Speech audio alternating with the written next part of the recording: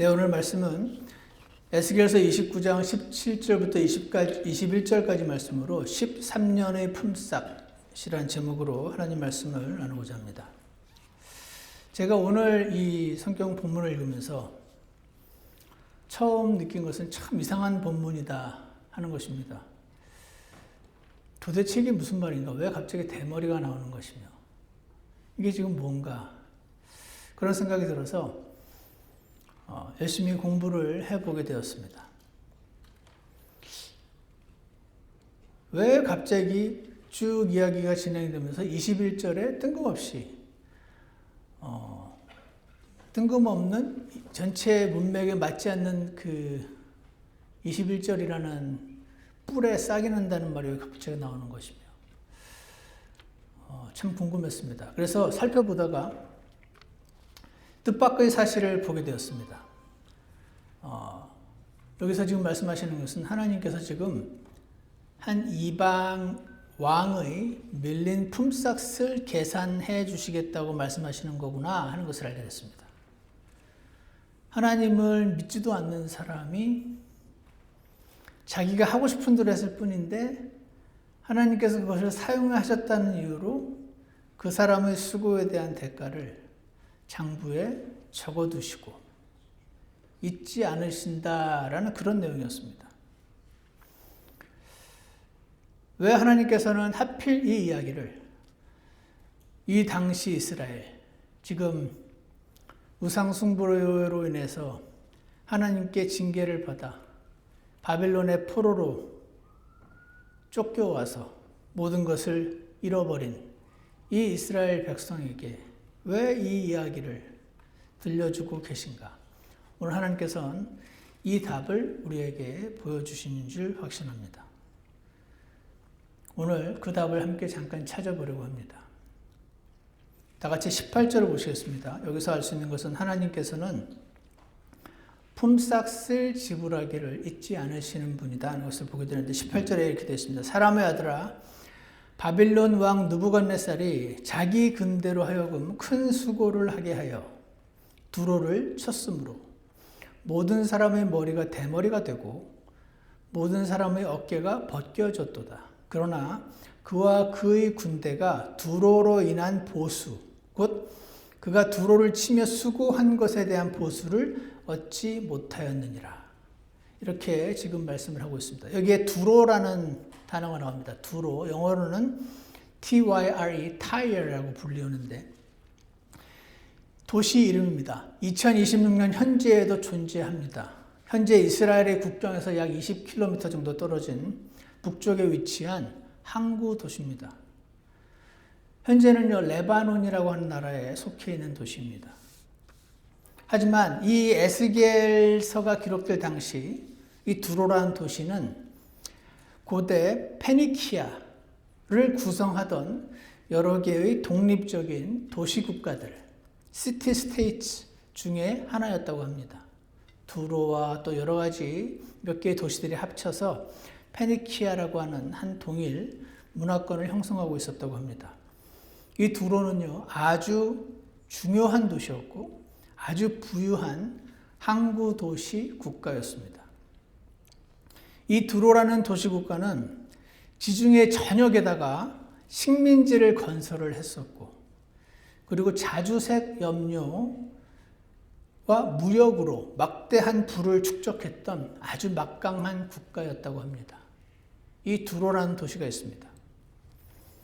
그런데 돈을 많이 갖게 되면 마음이 높아지기가 쉽습니다. 두로는 이렇게 생각을 했습니다. 내가 제일 잘 나가. 내가 세계 최고야. 내가 제일 부자야. 이렇게 생각하기 쉬웠을 것입니다. 그런데 바로 그 생각이 멸망의 지름길이었음을 그들은 잘 몰랐습니다. 자신이 잘해서 된 것이 아니었고 하나님의 은혜였음을 잘 몰랐던 것입니다. 하나님께서는 온 우주를 통치하시고 각 나라의 주인이십니다. 온 세상을 창조하셨단 말은 온 세상의 주인이라는 뜻이고 각 나라와 각 민족을 창조하셨다는 것은 각 나라와 각 민족의 주인이라는 뜻입니다. 하나님께서는 각 민족을 향하여 자신의 뜻을 계시하시는데 그 계시하신 뜻에 불순종할 때 하나님 각 민족을 향하여 마치 진노의 잔을 갖고 계신 것처럼 성경에서 묘사를 합니다. 그들이 그 잔이 다 차면 진노의 잔을 부으시는 것입니다. 그 민족을 징계하시는데 그때 지진으로 하실 수도 있고 전쟁으로 하실 수도 있고 전염병으로 하실 수도 있고 각종 다양한 방법을 사용하시기도 하는데 우리는 어떤 방법을 사용하실지 알 수 없습니다. 왜냐하면 그것은 주권자에게 속한 것이기 때문입니다. 그래서 하나님께서는 이번에 어떤 방법을 사용하시기 원하시냐면 바빌론 제국이라고 하는 커다란 제국을 회초리로 사용하셔서 두로를 맴매하시기로 결정하셨습니다.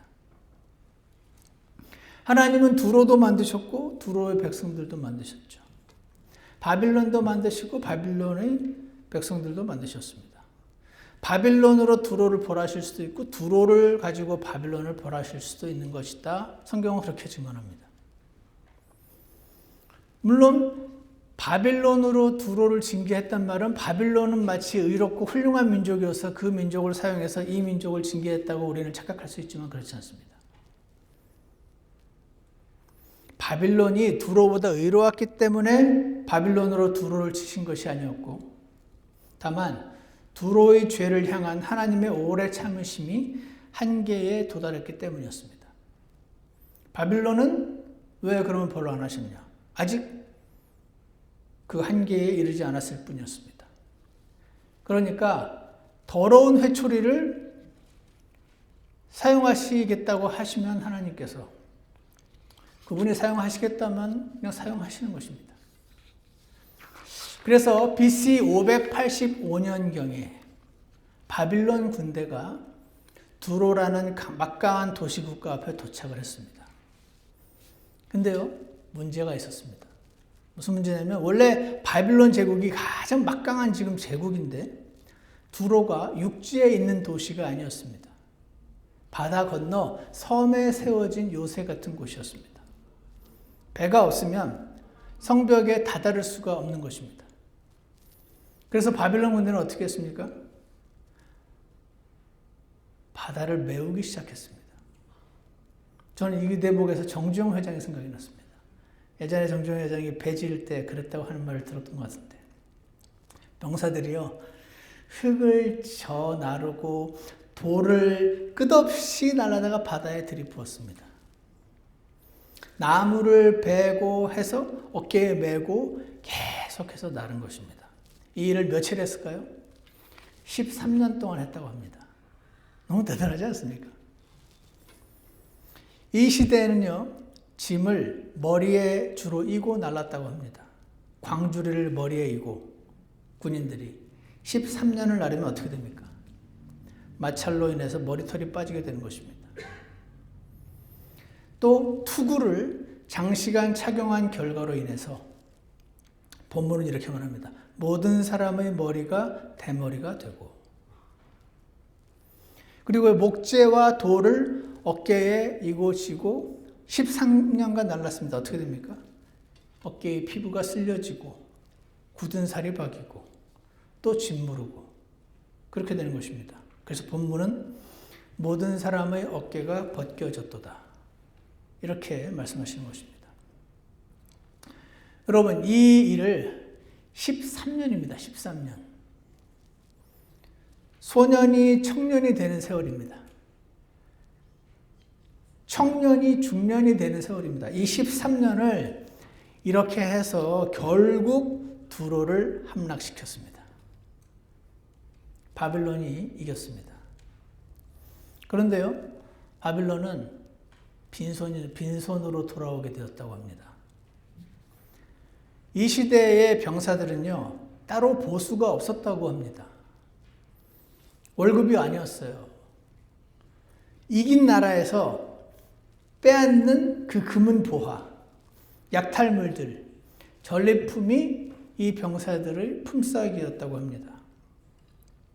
두로를 13년간 이렇게 해서 지금 함락을 했는데 두로 사람들이 성이 함락되기 전에 배에다가 재물을 싣고 다 빼돌렸다고 합니다. 13년간 두드렸는데 갖고 보니 빈 깡통이었던 것이죠. 성문을 부수고 들어갔더니 금고가 텅 비어 있었다라고 초대 교부 중에 하나인 제롬이라는 사람이 기록을 남겨놓았다고 합니다. 전쟁엔 이겼습니다. 바빌론이. 그리고 두로는 속국이 됐습니다. 하지만 13년간 이 전쟁을 하면서 이기느라고 13년간 군대를 먹이고 유지했던 그 막대한 전쟁 비용은 한 푼도 회수를 못한 것이었습니다. 당연히 병사 한 명 한 명에게 줄 월급도 없었던 것입니다. 23년간의 노역이 남긴 것은 벗겨진 머리와 헐어버린 어깨였다. 그 말씀이 오늘 우리 본문에 나와 있는 것입니다. 본문 29장 18절에 사람의 아들아 바빌론 왕 느부갓네살이 자기 군대로 하여금 큰 수고를 하게 하여 두로를 쳤으므로 모든 사람의 머리가 대머리가 되고 모든 사람의 어깨가 벗겨졌도다. 그러나 그와 그의 군대가 두로로 인한 보수 곧 그가 두로를 치며 수고한 것에 대한 보수를 얻지 못하였느니라. 못하였죠. 19절 그러므로 주 하나님이 이같이 말하노라. 보라 내가 이집트 땅을 바빌론 왕 느부갓네살에게 주리니 그가 그녀의 무리를 잡아가며 그녀의 노략물과 탈취물을 가져가리라. 그것이 그의 군대를 위한 보수가 되리라. 이렇게 지금 말씀하시는 것입니다. 두로를 치더라고 고생을 했는데 품삯을 하나도 못 받아가지고 하나님이 이집트에서 가져가게 해줄게. 지금 그 말을 하시는 것입니다. 근데 여러분, 한 가지 우리가 여기서 놓치지 말아야 될 게 있어요. 느부갓네살이라는 왕은 하나님을 믿는 사람이 아닙니다. 우상 숭배자입니다. 이방 제국의 황제입니다. 그리고 그는 이 두로를 쳐들어갈 때 나는 지금 하나님께서 두로를 치시는 회초리 역할을 하는 거야 라는 인식이 있었을까요? 없었을까요? 없었습니다. 그럼 왜 갔습니까? 저 나라 먹으려고.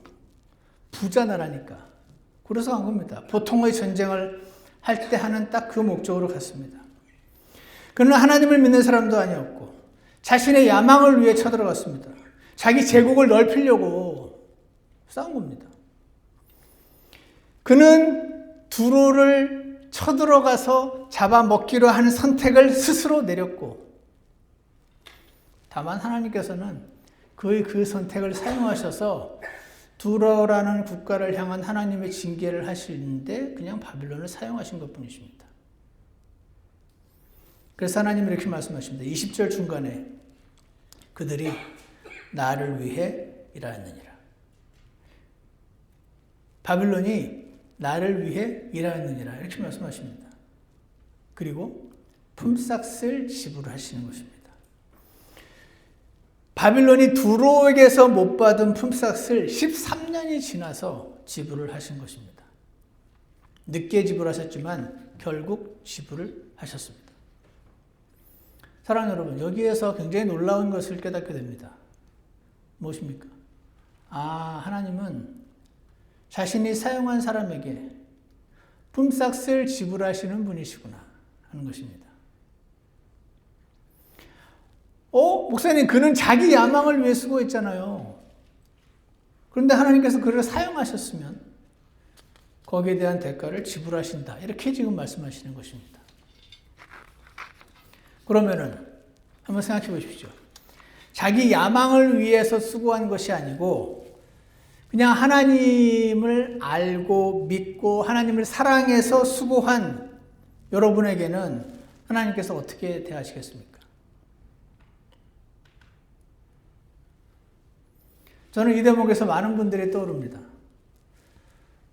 예를 들어서 아무도 신경 쓰지 않은 어떤 교회 일에 열심히 행하시는 어떤 형제님, 자매님을 보게 되면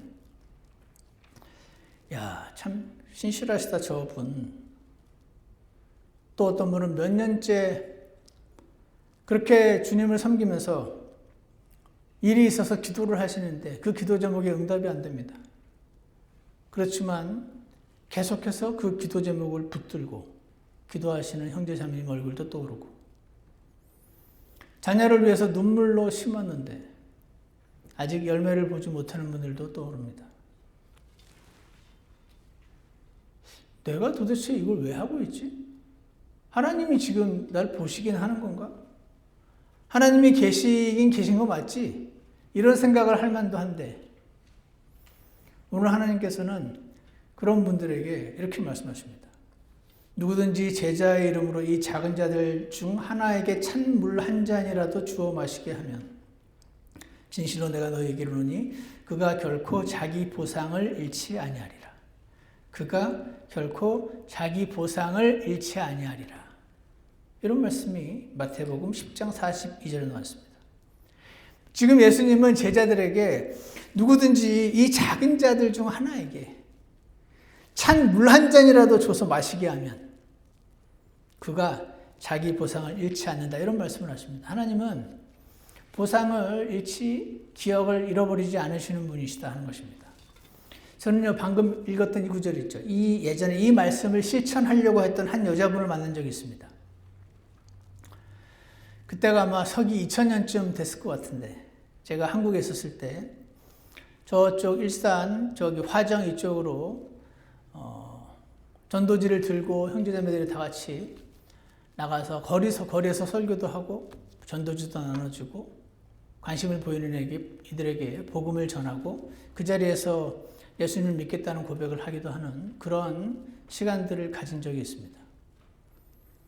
근데 그날이요, 추운 겨울이었어요. 그래서 그날도 열심히 저희가 전도지를 나눠주고 하면서 잘 기억은 안 나는데 어딘가에서 어딘가로 이렇게 걸어가면서 이동을 하는 중이었는데 갑자기 어디서 어떤 아주머니가 나타나시더니 비닐봉지에서 막 뭘 꺼내서 저한테 주는 겁니다. 저와 함께 있었던 분들도 받았는데 뭔가 하고 받았더니 레시피 아십니까? 캔커피. 따뜻하게 데펴진 캔커피를 어디서 나타나신 분이 그거 사오셔가지고 우리 그 전도지 나누는 형제자매들한테 처음 보는 분인데 우리 교회 분도 아닌데 나눠주시더라고요. 저는 잘은 모르지만 아마 방금 읽었던 이 말씀을 믿고 실행하신 것이 아닐까 생각했습니다. 저는 잘은 모르지만 캔커피 한 잔이 그분의 하늘 장부에 적혔습니다. 여러분, 왜냐하면 하나님은요, 잊지 않으시는 분이십니다. 당신의 수고를. 히브리서 6장 10절에 이런 말씀이 있습니다. 하나님은 불의하지 않으시다. 자신의 이름을 위해 너희가 보여준 너희의 행위와 사랑의 수고, 곧 너희가 성도들을 섬겨온 것과 또 섬기고 있는 것을 잊지 아니하시느니라. 제가 오늘 말씀을 준비하면서 이 히브리서 6장 10절을 제가 요즘 여러 번 설교 시간에 언급했던 기억이 났습니다. 저의 의도는 이 말씀을 또 언급해서 누군가 수고하고 있는 분들을 위로함이 아니었습니다. 저는 대머리가 궁금해서 이 성경을 연구했을 뿐 결과적으로 저는 이 생각을 했습니다. 누군가가 이 말씀이 필요한 분이 있나 보다. 나는 이 말씀을 굳이 여러 번 반복할 의도는 없는데 라는 생각이 잠시 들었습니다. 여러분, 사람은 잊어버려요. 사람은 잊어버립니다. 나 자신도 잊어버릴 수 있습니다. 그런데 하나님은 잊지 않으십니다. 잊지 않으시고 품삯을 지불하십니다. 언제 하시죠? 바빌론은요 13년을 기다렸습니다. 그런 것처럼 우리도 지금 그날을 기다리고 있는 것입니다. 그리고 그날이 반드시 옵니다. 요한계시록 22장 12절에서 보라, 내가 속히 오리니 내가 줄 보상이 내게 있어 각 사람에게 그의 행위에 따라 주리라. 이렇게 말씀하십니다. 내가 줄 보상이 있다. 품삯이 있네. 각 사람에게 그의 행위에 따라 주리라. 약속하셨습니다. 갈라디아서 6장 9절에서는 우리가 잘 행하는 가운데 지치지 말지니. 여러분, 잘하고 계신다면 지치지 마시기 바랍니다. 우리가 기진하지 아니하면 정하신 때에 거두리라. 이렇게 말씀하십니다. 하나님은 품삯을 잊지 않으신다는 것이죠. 근데 여러분, 이 우리의 수고와 품삯과 보상과 관련해서 우리가 꼭 기억해야 될 구절이 하나 있습니다. 이 구절이 있어야 균형이 맞춰지는 균형추와 같습니다. 그 구절은 이겁니다. 누가복음 17장 10절. 이와 같이 너희도 명령받은 그 모든 일을 행한 뒤에 이르기를 우리는 무익한 종이니이다. 우리는 해야 할 우리의 의무를 하였나이다 하라 하시니라. 하나님께서 이렇게 말씀하셨습니다. 여러분이 수고하시면은 하나님께서 그 수고에 대한 품삯과 보상을 지불하실 것입니다. 하지만 이 상급과 보상은 여러분과 제가 청구할 권리는 아닙니다. 월급은 아니에요, 사실은. 이것을 여러분과 제가 만약 청구할 권리요, 월급이라고 여기면 빨리 안 줘요? 하나님을 원망하게 되는 일들을 만나게 될 것입니다. 원망은 마땅히 받아야 될 것을 받지 못하는 사람이 나오는 것이 원망 아니겠습니까? 우리의 태도가 마땅히 해야 할 일을 했을 뿐이라고 여기기를 원합니다. 당연한 걸, 너무 당연한 걸 했을 뿐인데 품삯을 주시는 분께 감사한 태도를 우리가 갖게 될 때 하나님께서 기쁘게 받아주실 줄 확신합니다. 두 번째로 하나님께서는요, 꺾으신 뿔도 다시 자라게 하신다는 것을 보게 됩니다. 꺾으신 뿔, 다시 자라게 하십니다. 29장 21절을 보십시오. 그날에 내가 이스라엘의 집의 뿔이, 이스라엘의 집이 있어요. 이스라엘 민족을 말하죠. 그들의 뿔, 싹을 내게 하며 내가 그들의 한가운데서 입을 열게 하리니 내가 주인 줄을 그들이 알리라. 제가 이 구절을 읽으면서 또 궁금했던 두 번째, 뿔은 뭐고 싹은 뭔가?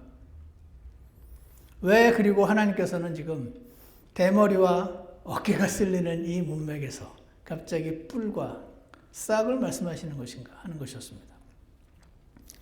여러분, 구약에서 뿔이 뭐를 가리키는지 제가 한번 언급한 적이 있습니다. 뿔은요, 짐승의 무기입니다. 그죠? 이 무기로 받지 않습니까? 들이받잖아요, 소가.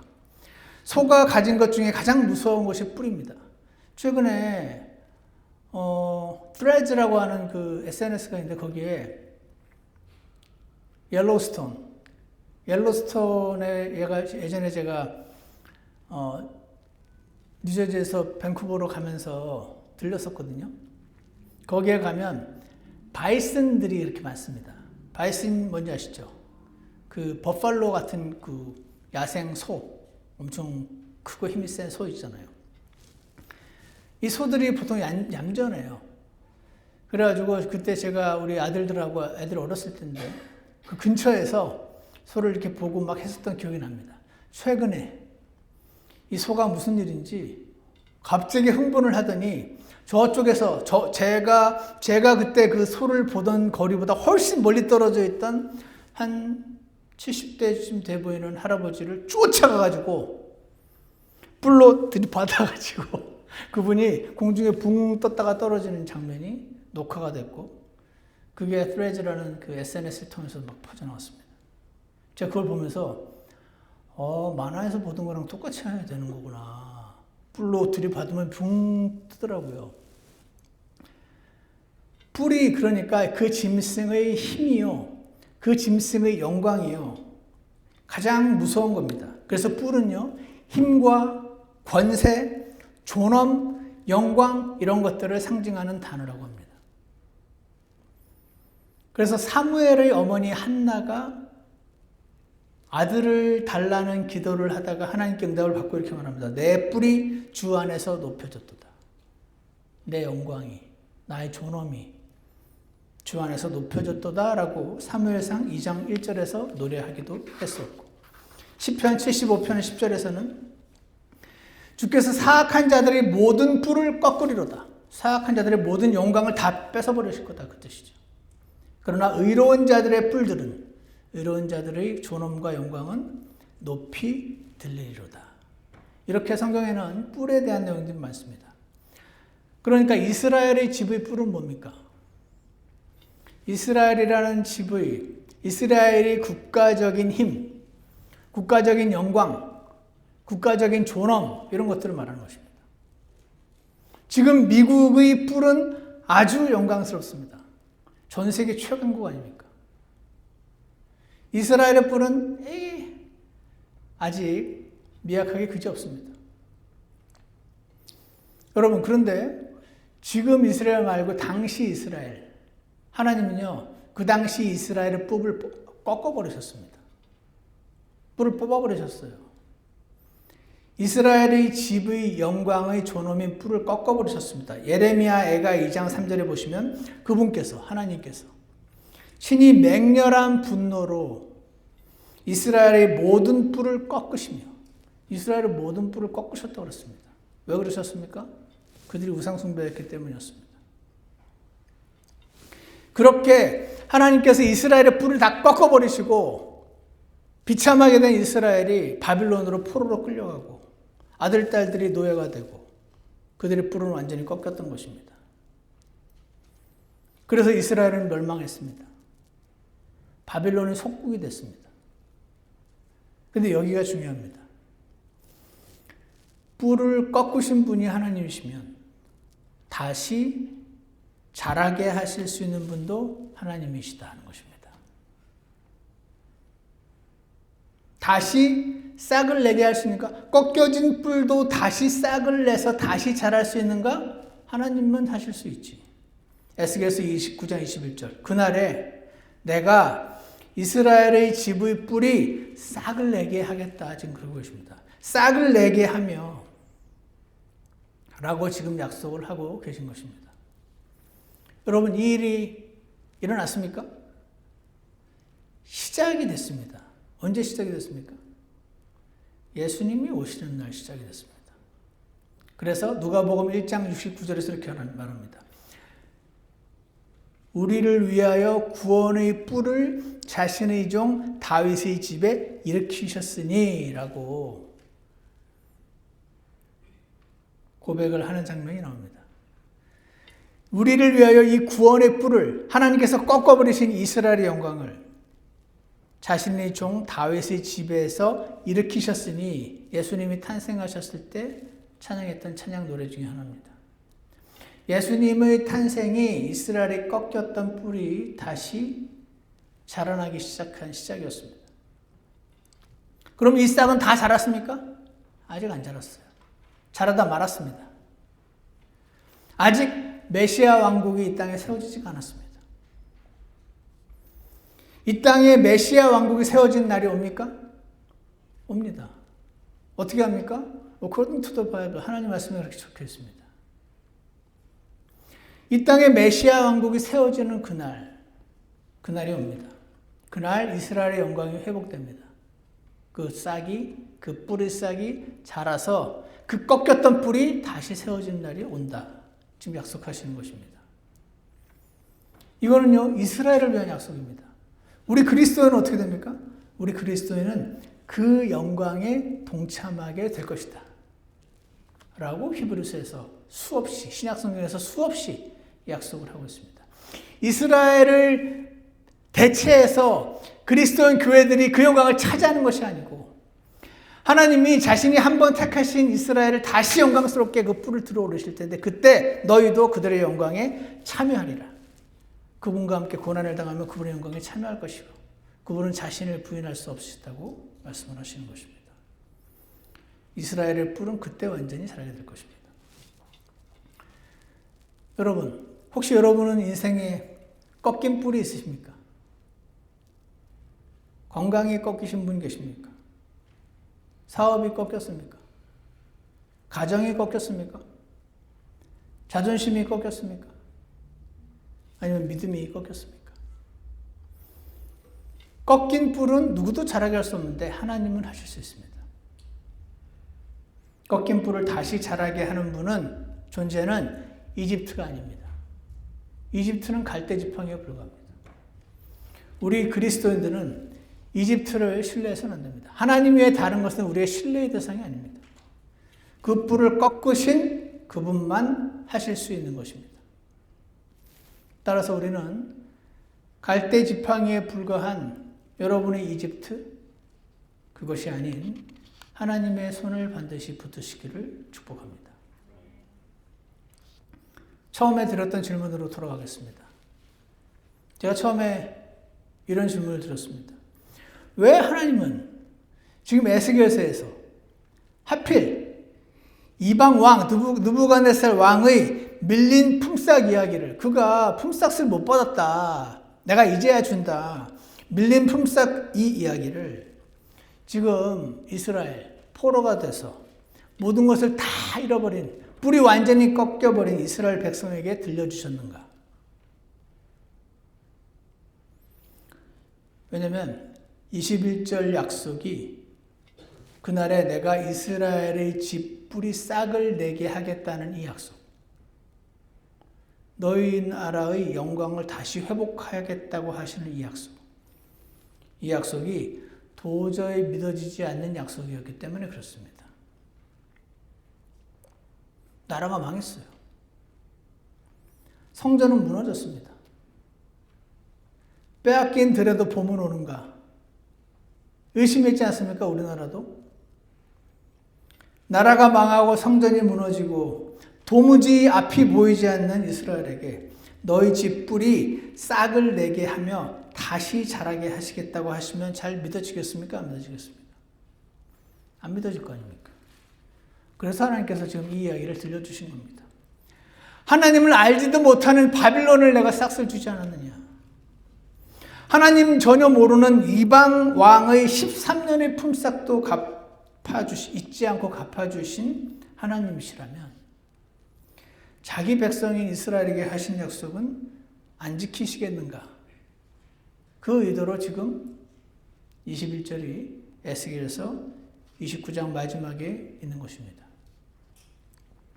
여러분, 민족적으로 택한 이스라엘을 향한 약속도 지키시는 분이 하나님이시라면 그의 아들 예수 그리스도께서 흘리신 피를 통해 거듭난 교회, 그리스도인들에게 주신 약속은 지키시겠습니까? 안 지키시겠습니까?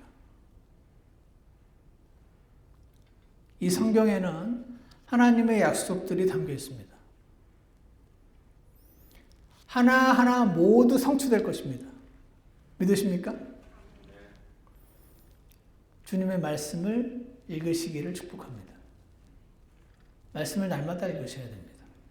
그리고 그 약속을 지키시는 주께서 여러분과 저의 수고를 잊지 않으신다는 사실도 기억하시기 원합니다.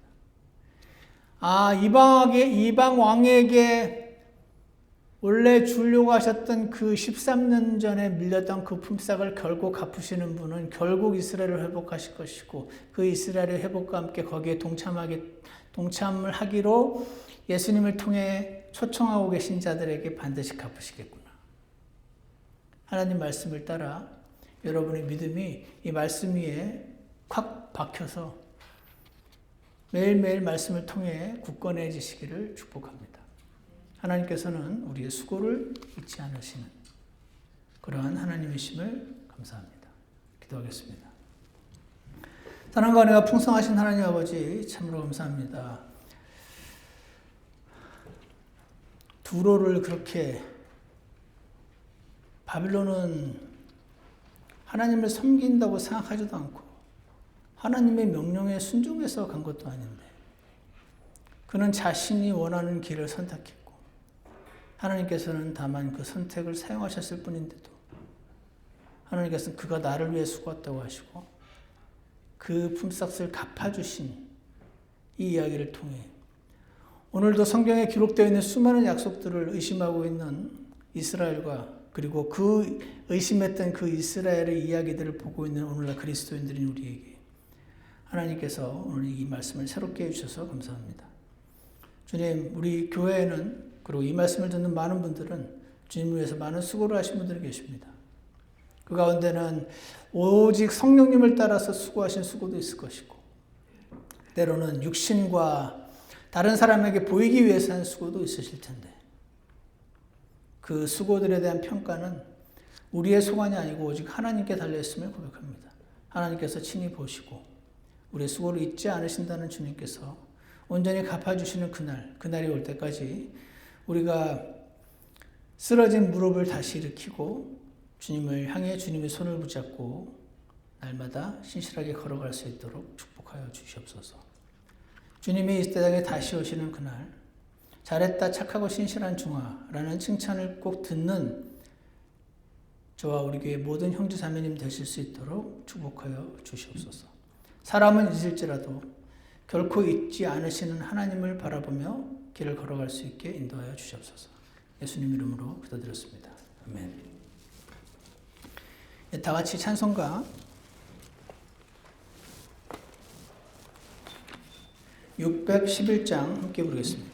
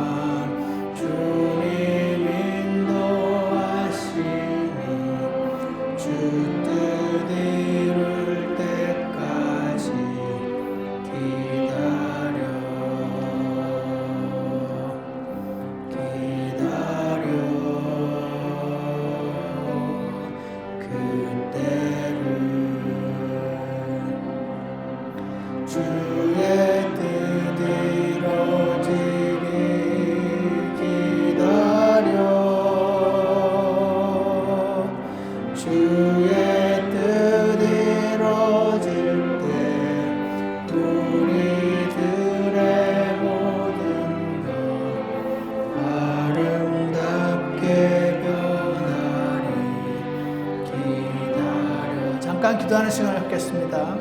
13년의 품삯을 이방인 왕에게도 잊지 않으신 하나님께서 여러분의 수고를 기억해 주심을 감사합니다. 주님께 좀 신앙하겠습니다.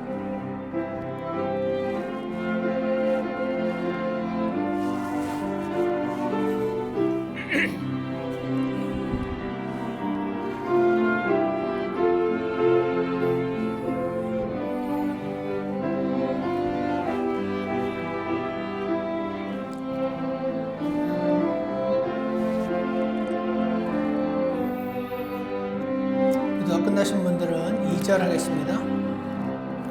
기다려 그때를 주의 뜻 이루어지기 기다려 주의 뜻 이루어질 때 우리들의 모든 것 아름답게 변하리 기다려. 아멘. 기도하겠습니다. 선하신 하나님 아버지, 주님의 시간은 반드시 올 줄 알지만 그 시간까지 기다리는 것이 힘들고 어려운 분들이 많이 이 자리에 계심을 고백합니다. 선하신 하나님 아버지, 하나님의 약속을 믿고 신뢰하지만 그 시간이 길어질 때 힘들어하고 조급해하는 저희들을 주님께서 기억해 주시고 오직 하나님만 주실 수 있는 인내와 평강으로 우리의 마음을 화평케 해주시고 그리고 말씀을 통해 우리에게 안심시켜 주시는 하나님을 만나는 저희 모두가 될 수 있도록 축복하여 주시옵소서. 주님, 우리를 위해서 대신 죽으시고 우리를 구원해 주셔서 감사합니다. 그 사실 하나만으로 우리는 우리의 모든 인생을 다 주님께 드려도 하나도 대단한 것을 드린 것이 아님을 고백합니다. 마땅히 드릴 것을 드렸을 뿐인데 하나님께서 보상까지 주신다니 주님, 저희가 감사와 찬양으로 주님을 만나 뵙게 될 수 있도록 주께서 우리를 선하게 인도하여 주시옵소서. 예수님 이름으로 기도드렸습니다. 예배를 마치겠습니다.